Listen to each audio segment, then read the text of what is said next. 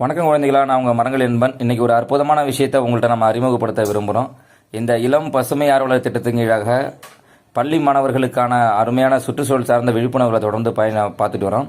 இந்த வார இறுதி களப்பயணங்களில் மாணவர்களுக்கு சுற்றுச்சூழல் சார்ந்த விழிப்புணர்வு மற்றும் மரநடும் பணிகள் மற்றும் சுற்றுச்சூழல் சார்ந்த பணிகளை செஞ்சுட்டு வரோம்.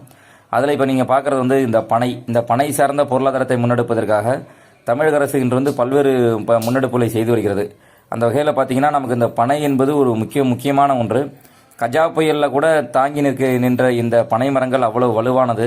இது கடலோர மாவட்டங்களில் நம்மளோட முன்னோர்கள் ஆயிரக்கணக்கான மரங்களை பயன்படுத்தி அவங்க கடல் அலையோட வேகத்தை அலையாத்தி காடுகள் மாதிரி பயன்படுத்தியிருக்காங்க.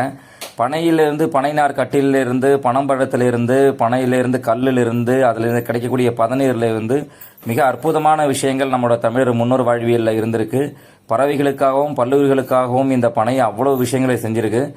ஒரு தூய்மையான பதநீரை நமக்கு உடலுக்கு இதமான இந்த பனையில் தான் இன்று கலப்படமே இல்லாத ஒரு உணவுப் பொருள் கிடைக்குதுன்னா அது இந்த பனை தான். அப்படி ஒரு சுத்தமான நம்மளோட மண்ணின் மரங்களை காப்பது நம்மளோட ஒவ்வொருத்தரோட தலையாய கடமை. அடுத்த தலைமுறைக்கான ஆரோக்கியமான ஒரு விஷயத்தையும் நம்ம இந்த நீர்நிலைகளில் போராடங்களில் இந்த பனை விதைகளை விதைப்பதன் மூலம் நம்ம மண்ணையும் நிலத்தடி நீரையும் காப்பாற்றி அடுத்த தலைமுறைக்கான ஆரோக்கியமான ஒரு வாழ்வியலை நம்ம முன்னெடுக்க முடியும். தொடர்ந்து இந்த இளம் பசுமையாளர் சிறப்பு பயிற்சி முகாம் மூலியமாக இந்த சுற்றுச்சூழல் சார்ந்த விழிப்புணர்வுகளை உங்களை பங்கெடுப்பது மகிழ்ச்சி கொள்கிறோம். நன்றி.